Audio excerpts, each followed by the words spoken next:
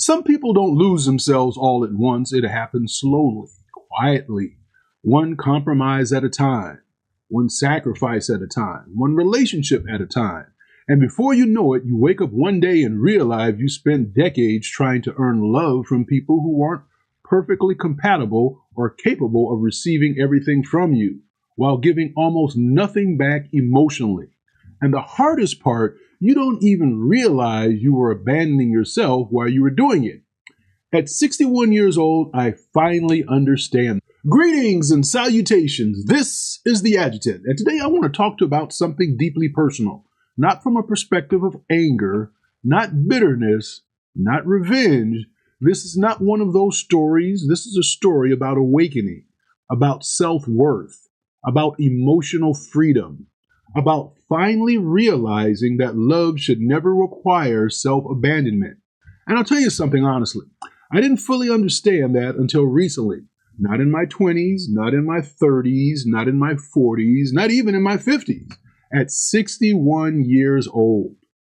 Now, some of you listening to this, especially men, you may understand this story immediately. Others may not, but I think many people quietly carry the same wound, especially providers, especially protectors, especially people who learned very early in life that their value came from what they could do for other people. See, I spent much of my life believing love was something you earned through sacrifice, through loyalty, through endurance, through overgiving, through fixing problems, through carrying burdens, even when staying was destroying you emotionally. And when you believe that, you begin tolerating things you should never tolerate. You begin excusing things that should never be excused. You begin accepting emotional starvation because at least you are still needed. And that right there, that is one of the most dangerous emotional traps a person can ever fall into. Confusing being needed with being loved. Because they're not the same thing, not even close. Now let me say something important before I continue. This story is not about attacking women. Absolutely not. There were mistakes on all sides. There were wounds on all sides. There were unmet needs on all sides. And I've learned enough now to understand that pain can make all human beings imperfect. This is about me, my choices, my lack of boundaries, my fear of loneliness, my low self-esteem at different points in life, my inability to recognize my own value. Because the truth is, people can only abandon you for as long as you are willing to abandon yourself first. And I didn't understand that for decades. I think back now to moments that should have awakened me earlier. Moments where, if I'm honest, I was giving far beyond what was healthy, trying to prove my worth through sacrifice, trying to prove I was lovable through usefulness. I remember driving my former mother-in-law to work every single day for about a year, every day, while trying to run a law firm, handling clients, managing cases, trying to build a future. And I did it because that's just who I was. I helped, I carried, I solved, I sacrificed. And let me be clear, there's nothing wrong with helping people. Helping is beautiful. Serving is beautiful. Love expressed through actions is beautiful. But when helping becomes your identity, you become vulnerable to being emotionally consumed. Because some people begin loving your usefulness more than they love you. And if you're not careful, you start believing your only value is what you provide. Now, that's a dangerous place to live emotionally, folks. I think another painful realization for me was understanding how often I ignored emotional reciprocity. I was loyal. I showed up. I gave support. I carried burdens. But deep down, I often did not feel emotionally seen, emotionally protected, emotionally poured into. And because my self-worth was not where it needed to be, I tolerated it. I rationalized it. I spiritualized it. I told myself Self-suffering meant commitment.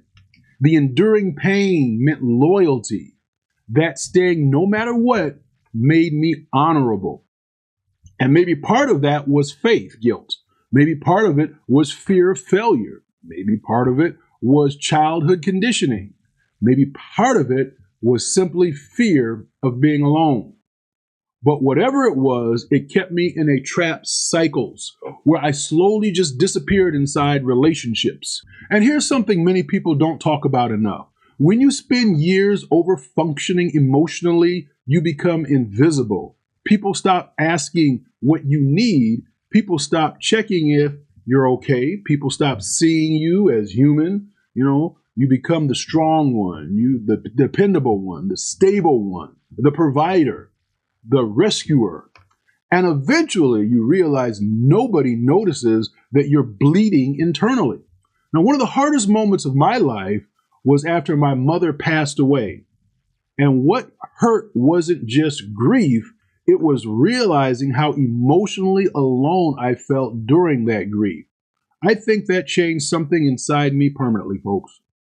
Because in moments like that, you learn who emotionally shows up. You learn who can sit with you in pain. You learn who sees you beyond what you provide. And when you realize very few people truly do, that's an awakening. Another painful reality was what happens after relationships end, especially long relationships. People don't talk enough about secondary losses, the nieces, the nephews, the stepchildren, the family bonds. One day they're part of your life, and then suddenly they're gone. And it can feel like pieces of your emotional world are erased overnight, especially when you truly love these people. And if you already struggle with self-worth, those losses can reinforce the feeling that you were never truly valued to begin with. Now, thankfully, wisdom eventually arrives. Sometimes late, but it arrives. And I think one of the greatest emotional shifts in my life happened recently, not because of one dramatic moment, but because of accumulation, years of reflection, years of pain, years of noticing patterns, years of realizing I kept trying to save relationships, but sacrificing myself. And finally, something inside me just broke. I remember realizing I would rather be alone than abandon myself again. Now, that sentence may not sound powerful to everybody, but for people who have spent their lives people-pleasing, that sentence is revolutionary. Because people pleasers often tolerate emotional mistreatment to avoid abandonment. They stay too long, give too much, excuse too much, forgive too much, because loneliness feels terrifying. But eventually you realize something profound. Abandoning yourself is lonelier than being alone. That realization changed my life. And what's beautiful is once your self-worth rises, your discernment rises with it. You stop chasing people who drain you. You stop forcing connections. You stop auditioning for love. You stop over-explaining your value. And peace enters your life. Real peace. Not fake positivity. Actual peace. I think that's one reason my health transformation has accelerated recently too, because emotional healing affects the body. I'm losing vascular fat, building muscle, feeling lighter mentally, feeling clearer emotionally. My energy is changing. My spirit feels different. And no, it's not just a diet. It's not just medication. It's not just exercise. It's emotional freedom. You see, stress carries weight. Emotional suppression carries weight. Self-betrayal carries weight. And when you finally stop carrying relationships that require your destruction to survive, your entire body can begin changing.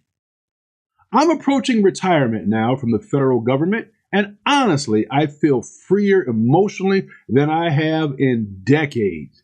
And that's a blessing, a real blessing. Because many people think life over 60 is done. I don't believe that anymore. I think some people don't truly begin living until later in life, after wisdom, after pain, after an awakening. I think some people spend the first half of life becoming who others needed, and the second half finally becoming themselves. And I think that's where I am now. I am no longer interested in relationships built on emotional imbalance. I am no longer interested in earning love through suffering. I am no longer interested in shrinking myself to maintain connection. Healthy reciprocity exists. Mutual care exists. Emotional safety exists. Peace exists. And one of the most healing discoveries of my life has been realizing that emotionally healthy people actually do exist. People who listen, people who show reciprocity, people who care how you feel, people who emotionally pour back into you. For much of my life, I honestly wasn't sure that existed, but it does. And once you experience even a glimpse of healthy reciprocity, you can never comfortably return to emotional starvation again. Now, let me say this carefully. Healing does not mean perfection. I am still learning, still growing, still healing, still refining my discernment. But I finally know this. I deserve peace too.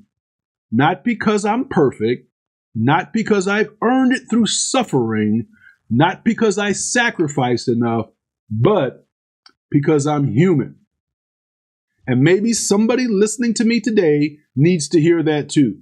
Maybe you spent years trying to hold everything together, trying to save everybody, trying to be needed, trying to earn love, trying not to fail, trying not to be abandoned.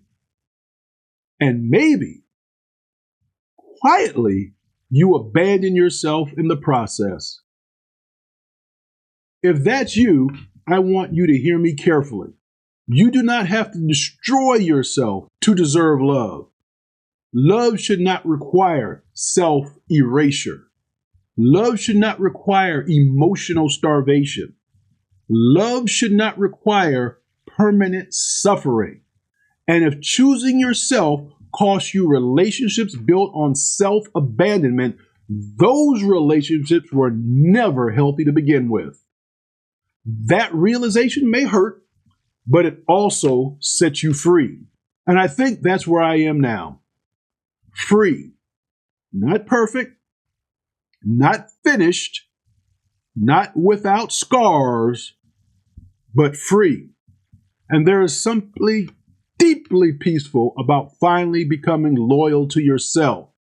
At 61 years old, that's right, I am 61 years old, I finally understand my worth. And honestly, that may be one of the greatest victories of my life. And so there you have it. I hope this has been helpful. This is the Adjutant, and I'll see you in the next one. I wish you all blessings and blessings. Shalom.